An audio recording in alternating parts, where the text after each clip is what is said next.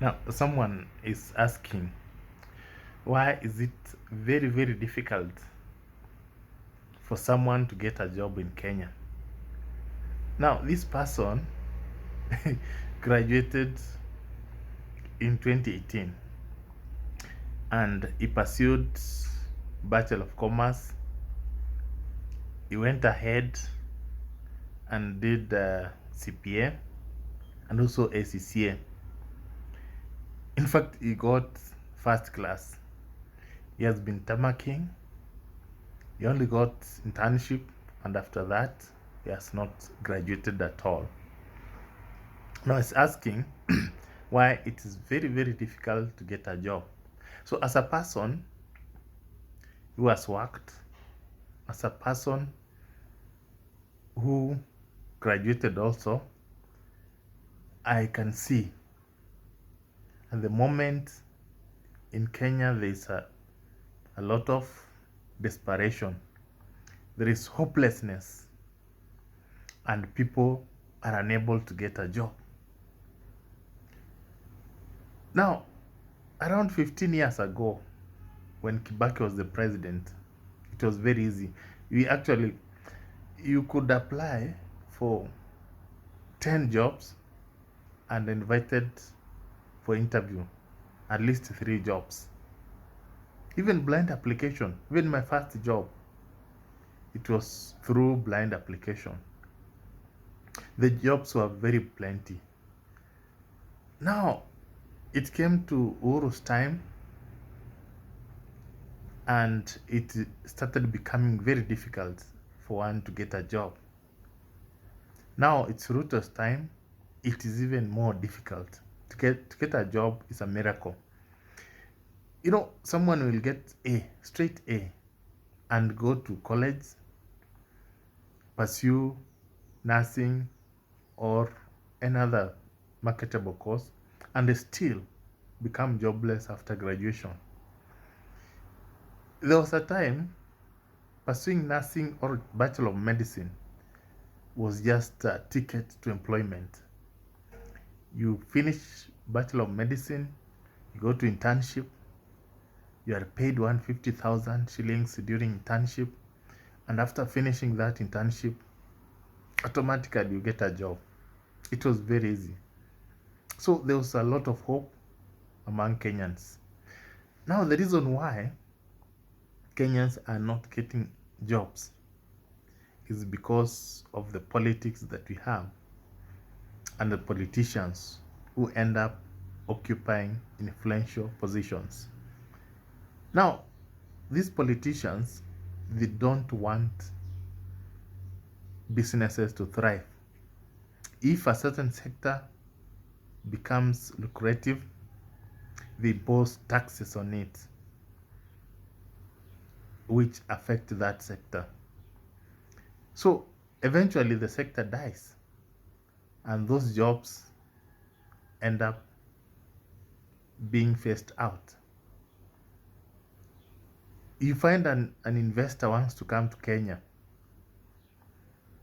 He has capital, but when they make inquiries, you find that there's a government appointee or representative who tells them you have to part with something before you set up a company in Kenya. And this company, same company, was supposed to come, set up the institution, and employ people. So the person is frustrated. At the end of the day, they go and invest elsewhere. Even Rwanda, they invest in Tanzania. And you find they create jobs there. So that is one of the reasons why there is a lot of joblessness in Kenya. The frustrations. So in fact, world over, governments create less jobs compared to private sector. So if you want jobs to be in plenty, you have to allow private sector to thrive. At the moment, you know, the cost of electricity is very high, and you know most industries depend on electricity to produce or process their products. Now you see, if electricity is very expensive, it means the profit margin is very low, which means that they'll need few workers so that they can cut costs on salaries. And that's why you find in most cases, in most sectors, you find a company is very big, but the number of employees are very few and they're overworked. It is because the cost of production is very high. So that is a major reason why we don't have employment. If the cost of electricity was low, we don't have those bureaucracies of starting a company. Right now, if you want to start a company in Kenya, for example, you want to start a business of selling even water, bottled water, you'll need at least 5 licenses. And once you have the licenses, you find that once you set up the business, rent is very high. You find there are taxes which are being introduced left, right, center, and you cannot make decent profit.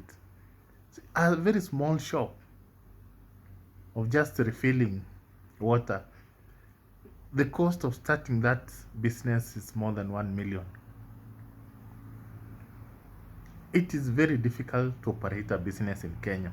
So that is, if the government, even county governments, allow people to start business, they don't harass them, they don't increase taxes, you'll see the number of jobs being created increasing significantly.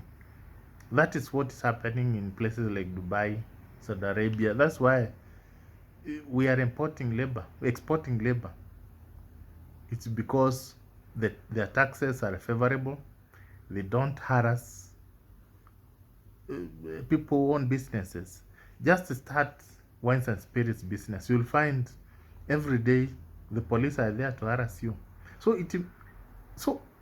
it means the laws are against businesses. So that's why at the moment, if you're looking for a job, it is very difficult to get it. So when there's that level of desperation, you'll realize that even those ones with jobs, they want either bribes, you have to know someone, or you have to sleep with someone, or those 3 things. You cannot get a job genuinely.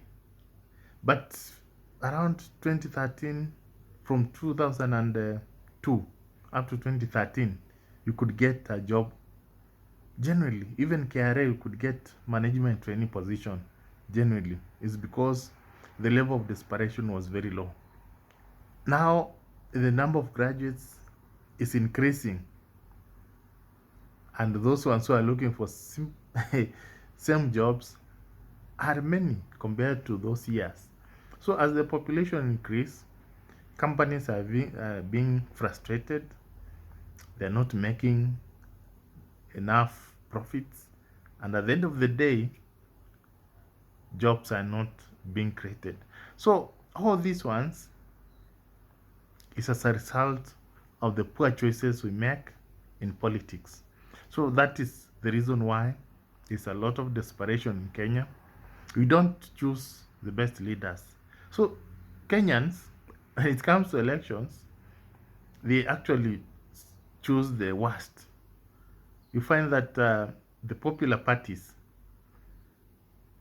they choose their candidates based on who gave the highest bribe. Even MPs, if someone is in ODM, definitely in Luo Nyanza will get the seat. In 2027, if someone is in Gachagwa's party, will definitely win the seat in Mount Kenya. So you don't choose leaders based on the integrity. and how they're going to perform, but based on the affiliation. So that is basically what is affecting the country. And as we're going to continue making the bad decisions, people are going to suffer, and we're going to experience brain drain. People are going to move out of the country, the skilled ones, doctors, nurses, and we are going to remain with people without skills. And eventually, the only thing that can save the country is a revolution which will set it up and will start afresh.